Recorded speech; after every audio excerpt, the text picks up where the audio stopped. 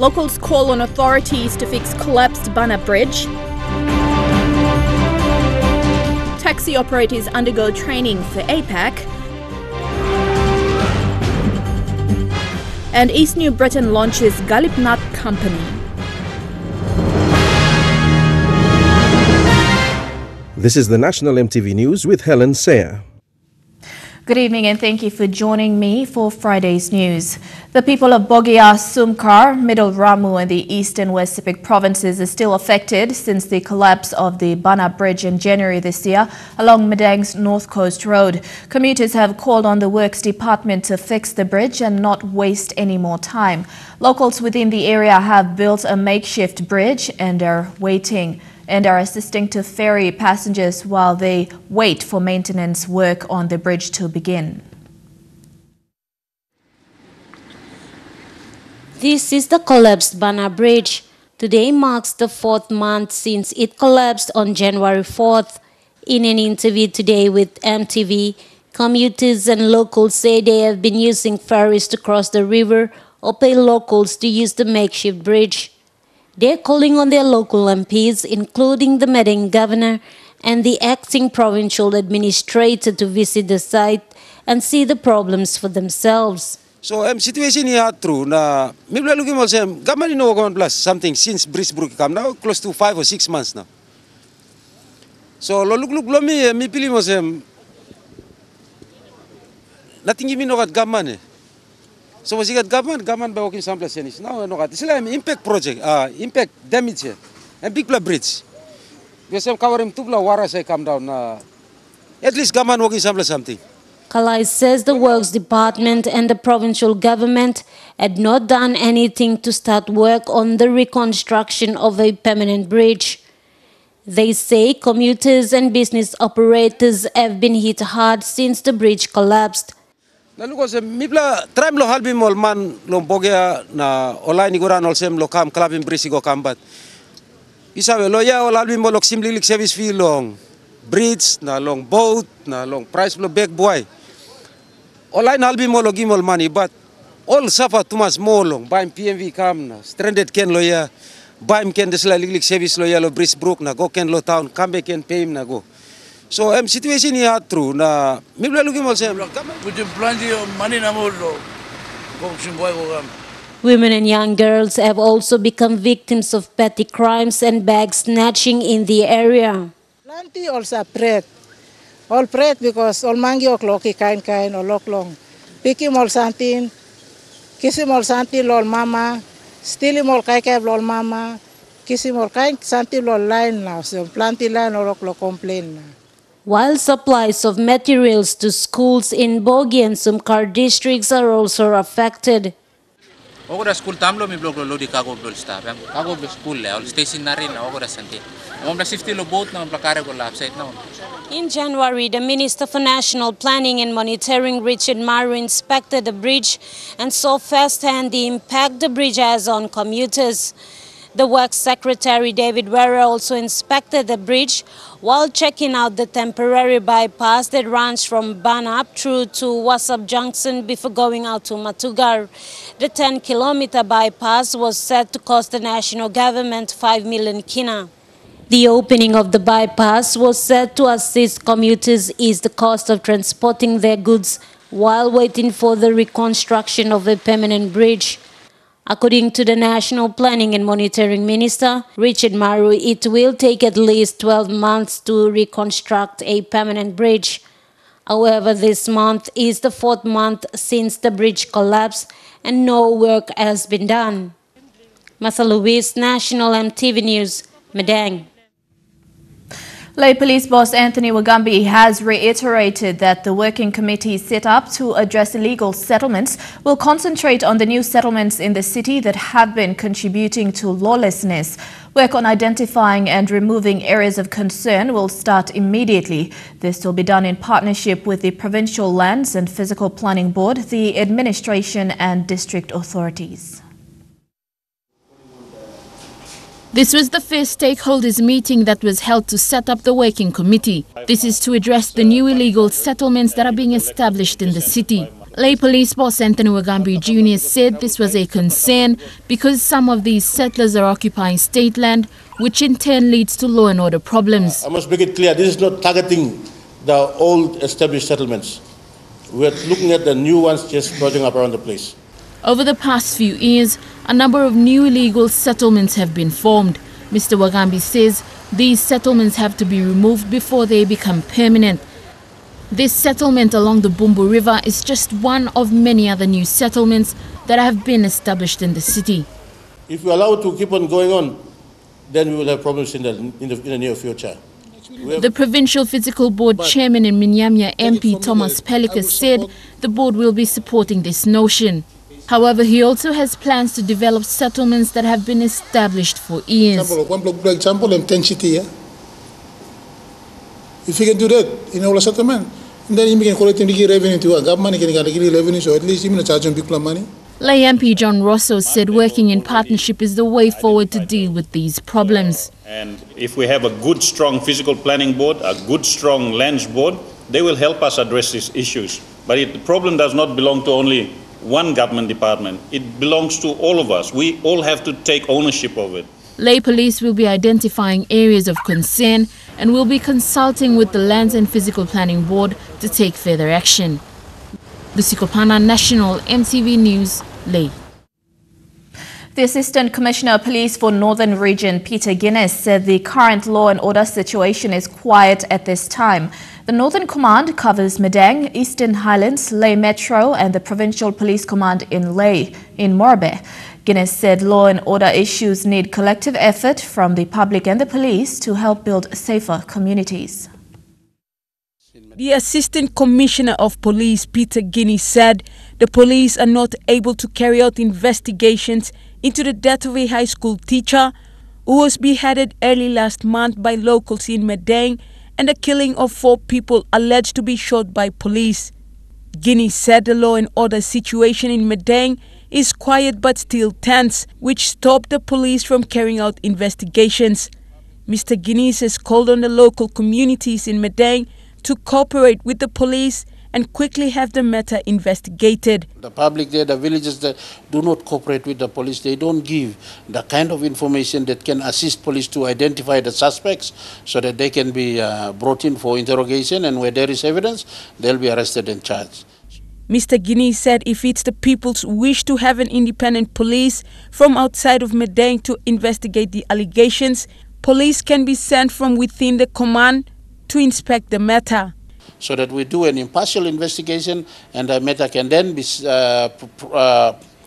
progressed to the coroner's inquest so that coroner can then decide on this case, because, to avoid any issue of nepotism and concealing of evidence and all that, so that it will then satisfy the relatives of those suspects of those deceased that were shot by police.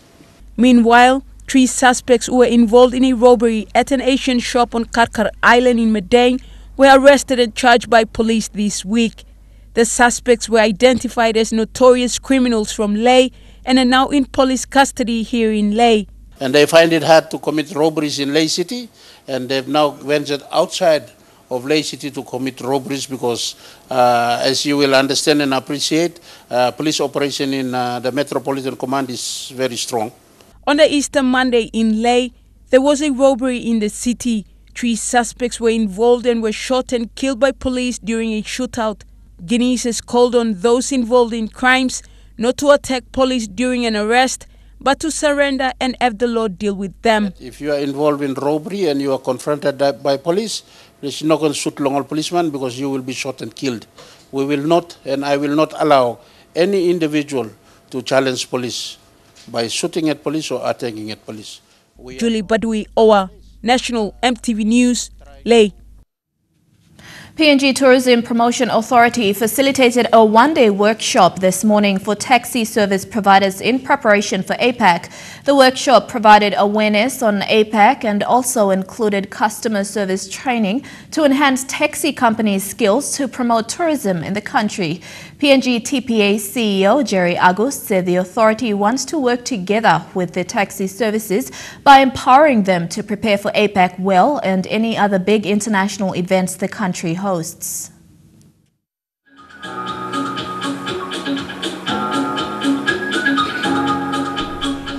registered taxi service providers in NCD met for a workshop facilitated by Tourism Promotion Authority to prepare for APEC.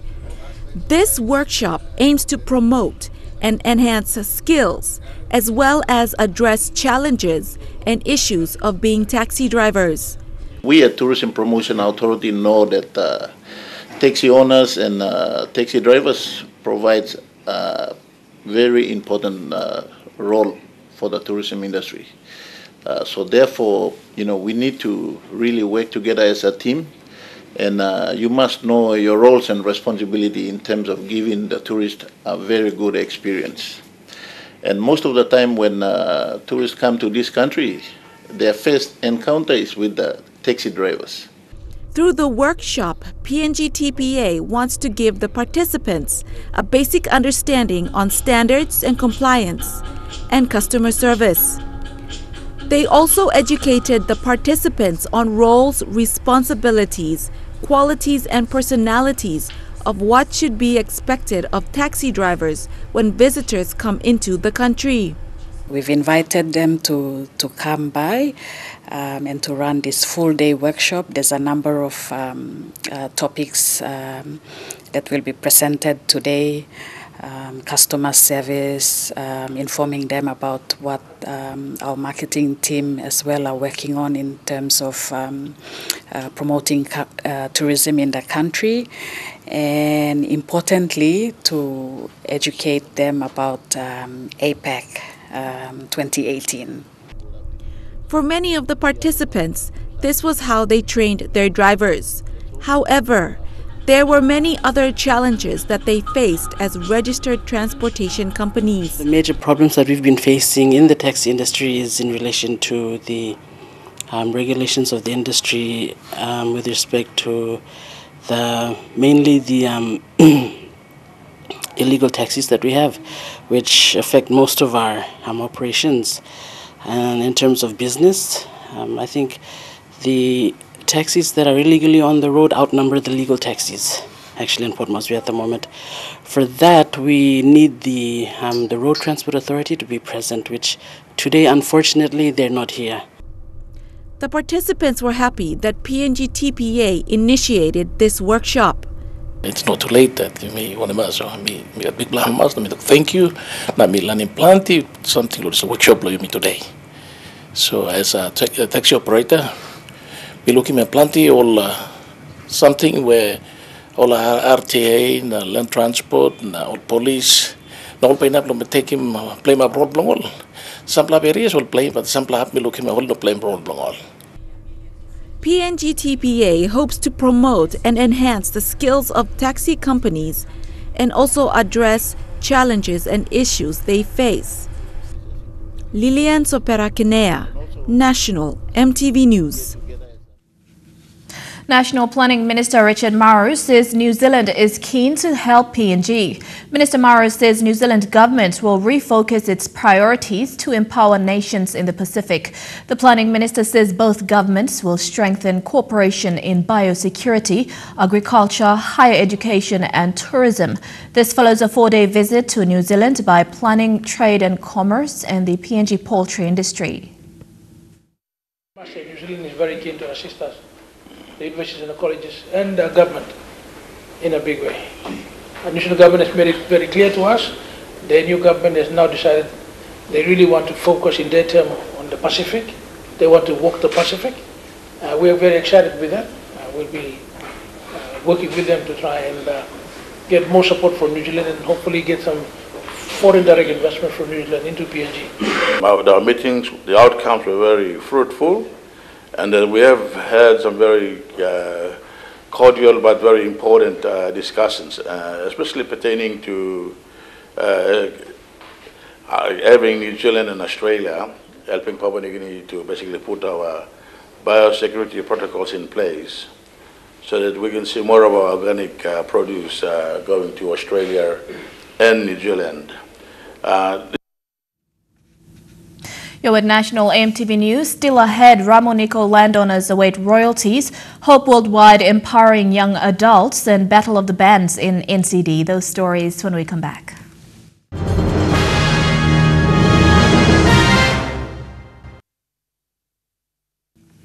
Welcome back.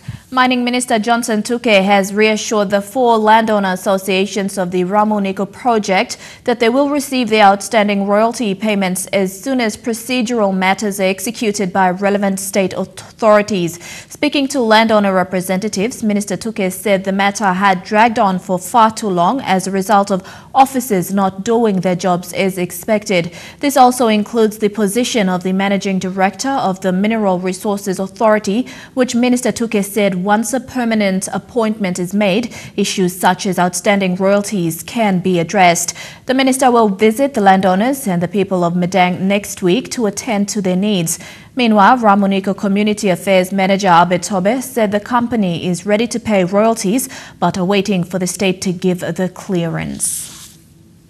Hope Worldwide PNG has launched the second phase of its Kisim Save na Halivim Houseline program, a program aimed at helping young adults address domestic violence, proper access to health services and sorcery-related cases in their communities. This program has received financial support from the U.S. Embassy. Under the Kisim Save na Halivim Houseline program, young adults in Port Moresby are trained to assist people in their communities address issues affecting youths. This includes teenage pregnancies, how to access the right information for health services, and minimizing youths' involvement in crimes. The health programs consist of primary health care, TB control, STI, HIV, AIDS, and VCT services. Under our HIV and AIDS program, our target is the most at-risk population, identified as key population.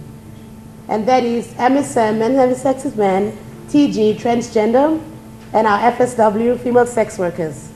And we employ sensitization and advocacy approaches to reach the key population. Josephine Kahola is the coordinator for the KSHH program.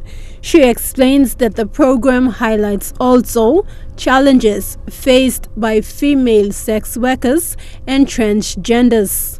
The tip of HIV/AIDS issue, by looking at treatment component only, but let's address the root cause by adapting practices such as Kisim Save Helping Houseline project to help our key population to be self-reliant and refrain from sex work, because sex work is the main contributing factor to increasing HIV prevalence in Papua New Guinea. U.S. Ambassador to PNG, Catherine Ibet Gray, who launched the second phase of the KSHH program, says the challenge is on assisting young people know their health status in the community. Here in Papua New Guinea, we continue to provide about $7 million every year, which is focused mostly here in the National Capital District, because as you heard from Dr. Dalla, the key populations here have the highest rates of infection. And that's where we must all continue to work together and to apply our focus, because that's where the highest risk is. So it's all about care.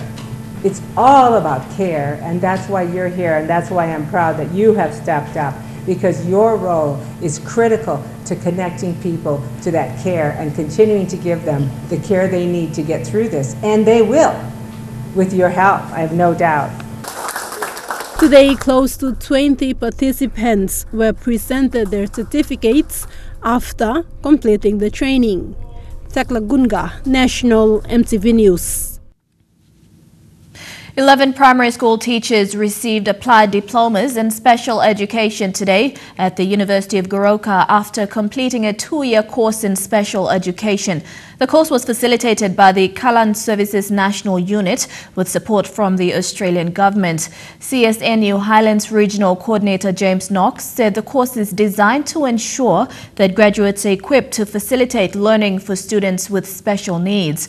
Wendy Kaweda was among primary school teachers from schools in Lae, Goroka and Popondetta who graduated today. She says the course has provided her with the skills to engage better with students with special needs, particularly hearing-impaired students.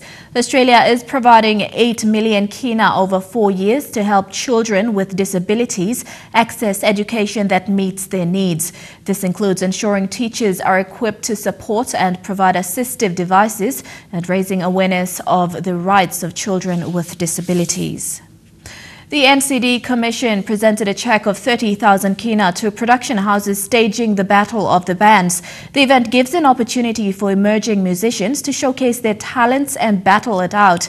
NCD Governor Poes Pakop said it is the kind of program that is worth investing in because it pushes his agenda to improve our capital.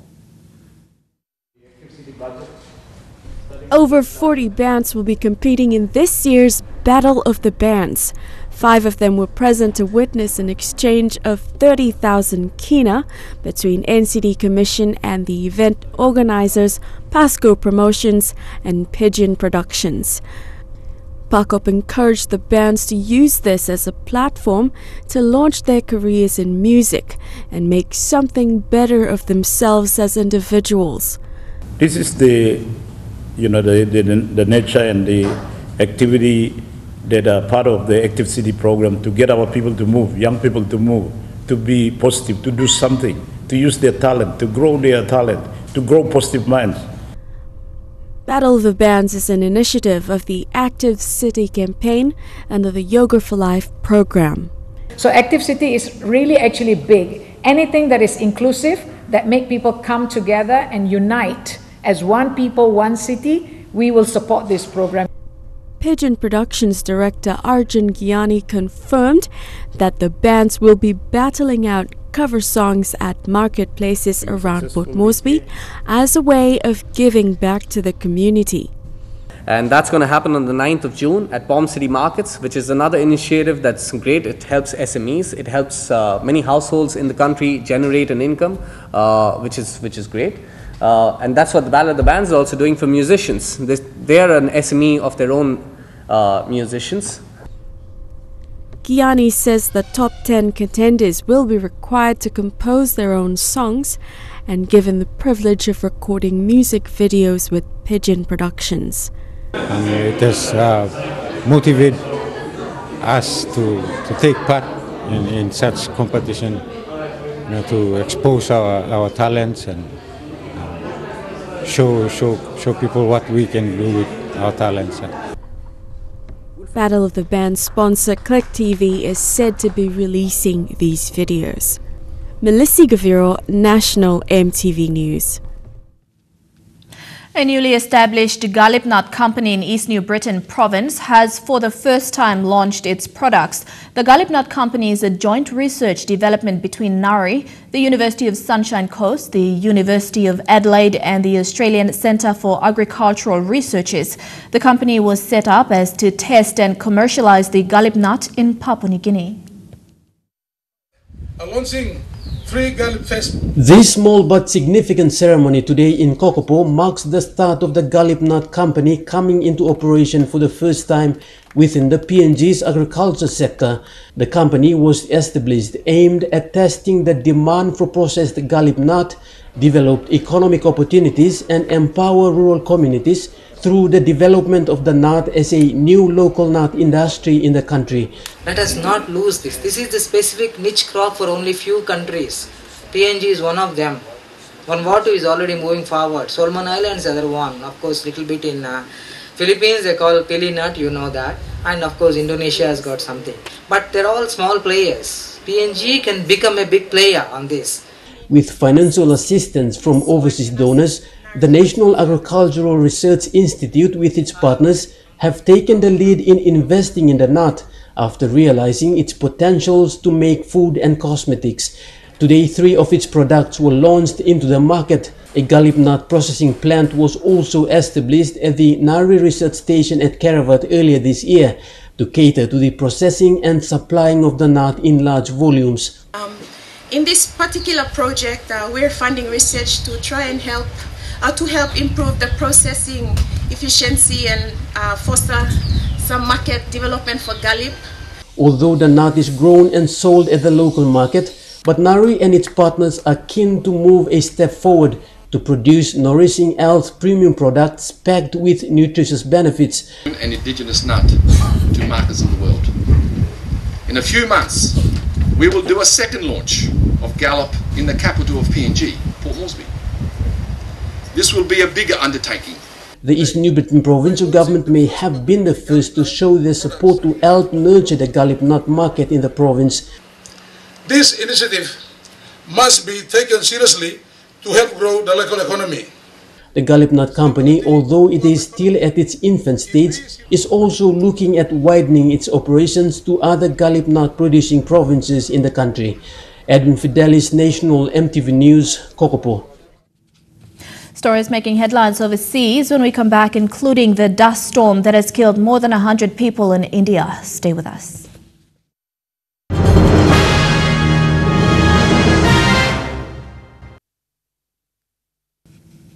Welcome back to the news. Turning overseas, at least 100 people have been killed after fierce dust storm swept across northern India. Many of the dead were sleeping when the storm, bringing lightning and high winds, hit their homes, causing them to collapse. First came the choking dust. Huge clouds of it whipped up by winds of up to 80 miles an hour. Then came the rain, a torrential downpour. The storm swept across North India, bringing devastation. Electricity pylons were torn down. The arcing cables sparked this ferocious fire. Storms are common in India at this time of year, but this one was much bigger and more damaging than had been forecast. As always, it was the poorest who suffered most. Many were killed or injured when their feeble mud and brick homes collapsed, crushing those inside. There were widespread power cuts, trees and other debris closed roads, making it hard for rescue teams to get to those in need. The Indian Met Office, the country's main weather forecaster, admits that the intensity of the storm took it by surprise. And it had a warning today. This turbulent weather isn't over. More storms are on their way. Donald Trump has admitted he personally repaid money his lawyer used to silence the adult film actress who claims that she had an affair with the U.S. president. But Donald Trump denied that the $185,000 payoff to Stormy Daniels came from the election campaign funds. Today, for the first time, President Trump acknowledged he reimbursed his lawyer, Michael Cohen, for the $130,000 payoff to porn star Stormy Daniels. Last month, the president flatly denied knowing anything about the hush money. Did you know about the $130,000 payment to Stormy Daniels? Cohen claimed he paid Daniels out of his own pocket. What we didn't know until now, President Trump paid him back out of a personal account. The president's new lawyer, Rudy Giuliani, broke that news on Fox. That money was not campaign money. Sorry, I'm giving you a fact now that you don't know. It's not campaign money. No campaign finance violation. Stormy Daniels signed the hush agreement just 11 days before the election. But Giuliani insisted the payment had nothing to do with the campaign. But it wasn't for the campaign. Right. It was to save their not their marriage as much as their reputation. Still, minutes later, he suggested the hush agreement was about the campaign after all. Imagine if that came out on October 15th, 2016, in the middle of the last debate with Hillary Clinton. So to make it go away, they made this Cohen payment. didn't even ask.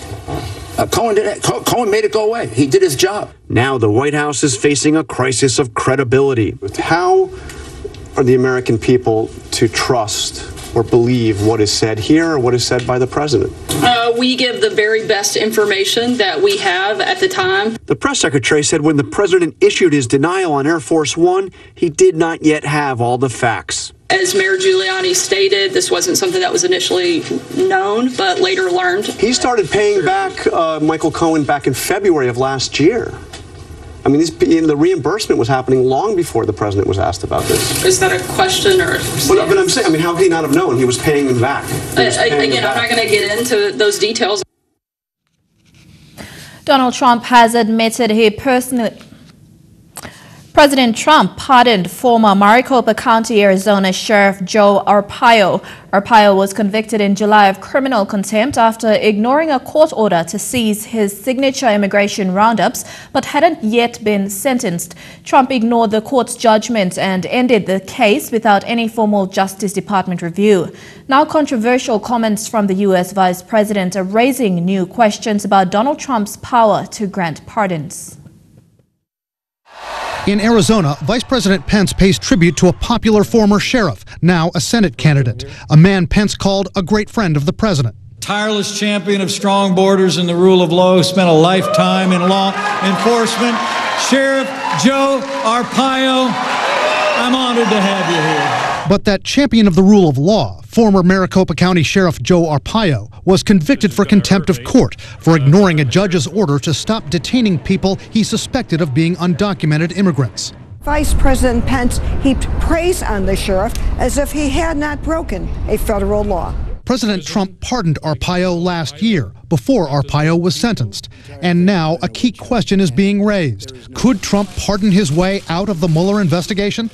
The New York Times recently reported that Trump's White House attorneys last year approached lawyers for former National Security Advisor Michael Flynn and former Trump campaign chairman Paul Manafort with the idea that Trump might pardon both of them. That was while Robert Mueller was building cases against both men. White House lawyers denied making those overtures. Manafort's since been indicted for financial crimes and pleaded not guilty. How could a Manafort pardon help Trump in the Mueller probe? Pardoning Manafort would make sure that Manafort would not need to cooperate with Mueller to stay out of federal prison. Flynn has pleaded guilty to lying to the FBI and cooperated with prosecutors. But experts say as he awaits sentencing, a pardon could still be in play for Flynn and could still help Trump in the Russia investigation. They would still need Flynn's cooperation following up on any documents or any statements he's given to Mueller for a trial or for further investigation. Trump's lawyers consistently deny discussing pardons for anyone involved in the Russia investigation. But some legal experts say Trump could pardon Flynn and Manafort if he wanted to stymie the Mueller probe. The president has the ability to take whatever action he deems fit, pretty much for the reasons he sees fit, and he doesn't honestly have to really explain them even. He can just simply decide to issue a pardon, and he can issue it at any point in the process. But other analysts say there's one part of the Constitution that would prevent Trump from pardoning Flynn and Manafort, the part saying Trump has to, quote, faithfully execute the office of president. Those are duties against self-protection and self-dealing. If the president uses a pardon to get co-conspirators off the hook and so that they don't have to participate in a prosecution, that too would be a faithless use of the pardon power for self-dealing or self-protection against the public interest. If President Trump does pardon Michael Flynn, Paul Manafort, or others, analysts say that could bring political heat on him later. They say those people would be free from legal jeopardy, but it would then be much harder for them to plead the fifth, harder for them not to spill what they know about the president's dealings if they're hauled before Congress for impeachment proceedings or other investigations. Electric car maker Tesla has reported its worst ever financial report, losing more than $1 billion in the first 3 months of the year. The company's spending is high, but its rate of production isn't, and are struggling to keep up with demand. Tesla has already proved that electric cars can be fast, luxurious and have long range, but it hasn't yet shown that it can make a profit out of them. Tesla is now a well-known brand, but it's not yet a major manufacturer. It's working hard to change that, but boosting production takes time and it costs money, a lot of money. And as this chart shows, it's burning through cash at a seemingly ever-increasing rate. And this is a big part of the problem, the new Tesla Model 3. It's meant to be a mass-market electric car, but the company can't yet build enough of them. It's working flat out to increase production. The question is whether it can do it quickly enough. There are a few challenges facing Tesla. Firstly, they're in a race against time. The competition are mobilising with electric models. Also, incentives have a very finite time period. And also, they're burning through cash very quickly, and that's a worry to investors. Not that Tesla's boss, Elon Musk, seems worried. During a conference call with financial analysts to discuss the results, he even cut off one caller, saying, "These questions are so dry, they're killing me." That dismissive attitude helped send the company's shares down 4%. For the moment, though, investors are still backing Tesla. The company's worth £38 billion. That's more than Ford or General Motors. But unless it can start making money as well as spending it, it may find the wheels come off its drive to enter the fast lane of the motor industry. Up next in Trukai Sports, finalists for the SB Sports Awards named. I'll have the details after the break.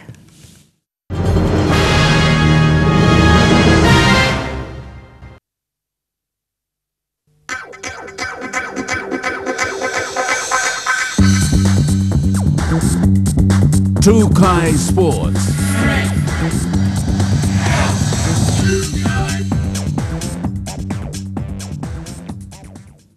Welcome to Trukai Sports. The PNG Hunters, the PNG Mosquitoes and the PNG Garmuts, that's the men's under-19 national cricket team, have been named as finalists in the team category of the SB Sports Awards. The finalists for all 11 categories were announced today by the Secretary of the PNG Olympic Committee, Alvita Rapila. The awards recognizing the achievements of athletes in 2017 will be presented to the winners on May 26th at the Crown Plaza Hotel. Among the 11 categories are Sports Media Award, Sports Photo of the Year, Community Sports Initiative, National Performance of the Year, Team of the Year, and Female and Male Athletes of the Year. There was a good response from the public and the national federations with a large number of nominations coming from all over the country for all of the categories.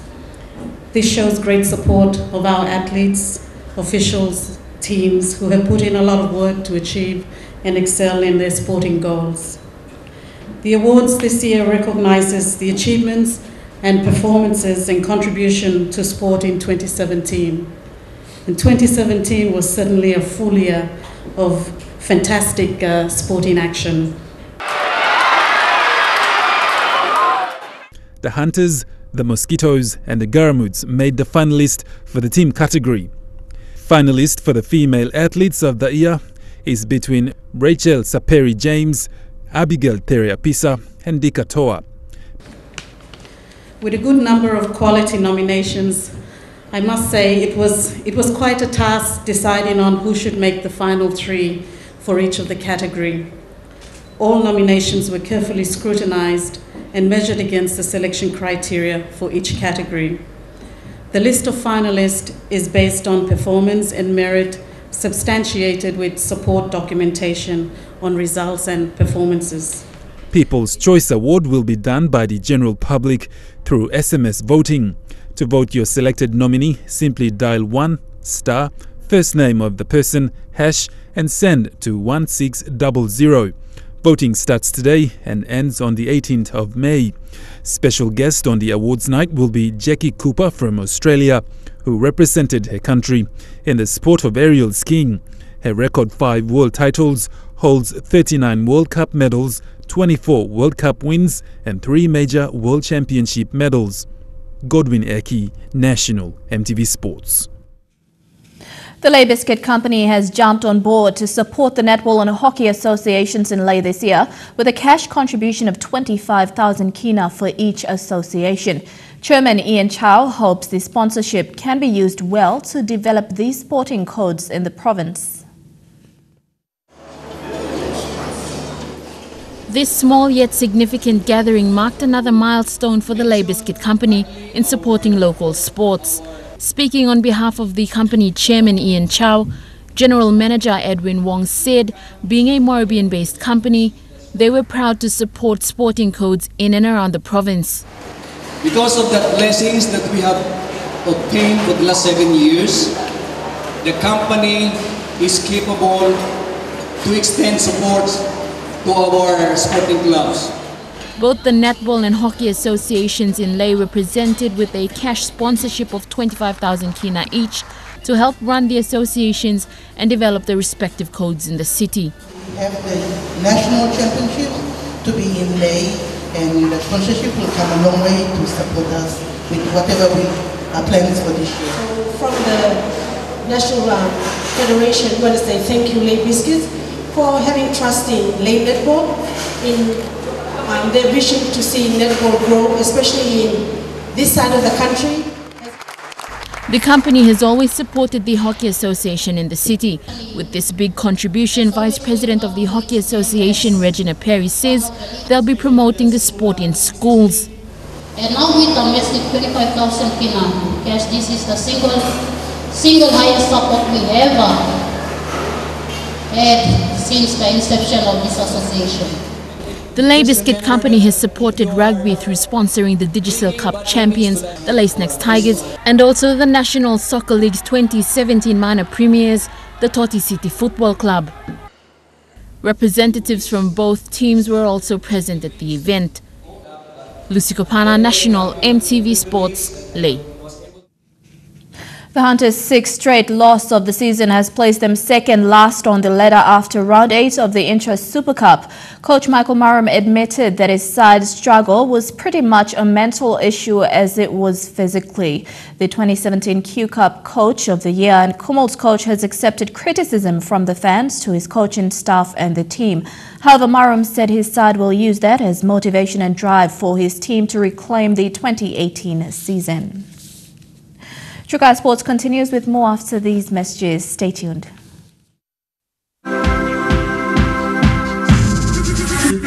Trukai Sports.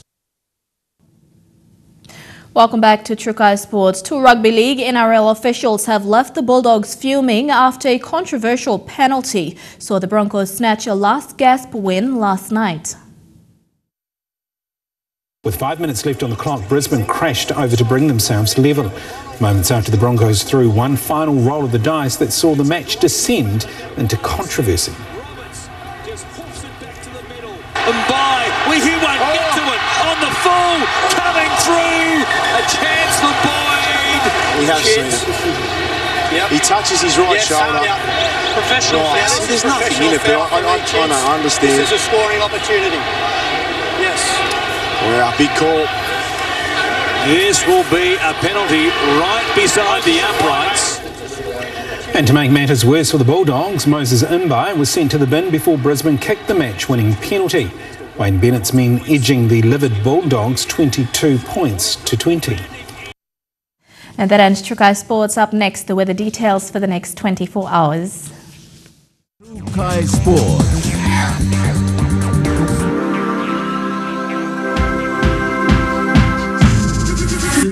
Trukai Sports.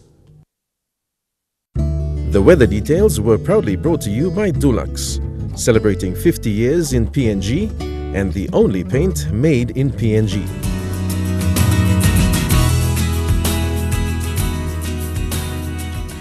A look at the weather forecast tonight and tomorrow in the southern region. Lovely fine weather in Port Moresby, Daru, Kerma and Popondetta. In the Mamase region, mostly fine in Madang, Wewak and Vanimo. In the New Guinea Islands region, mostly fine in Lerngau and Kavieng. And in the Highlands region, bring out those umbrellas. Tonight a shower or two, then morning fog in all centres.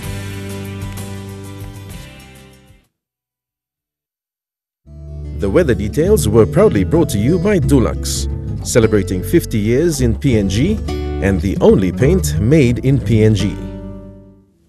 Before we go, here's a recap of our main stories for tonight. Locals want authorities to fix the Bana Bridge damaged 4 months ago. Tourism Promotion Authority conducts training for taxi operators, and PNG hunters among finalists in the SP Sports Awards. And that's the news this Friday, the 4th of May 2018. From the entire news team, pleasant viewing, have a safe weekend and good night.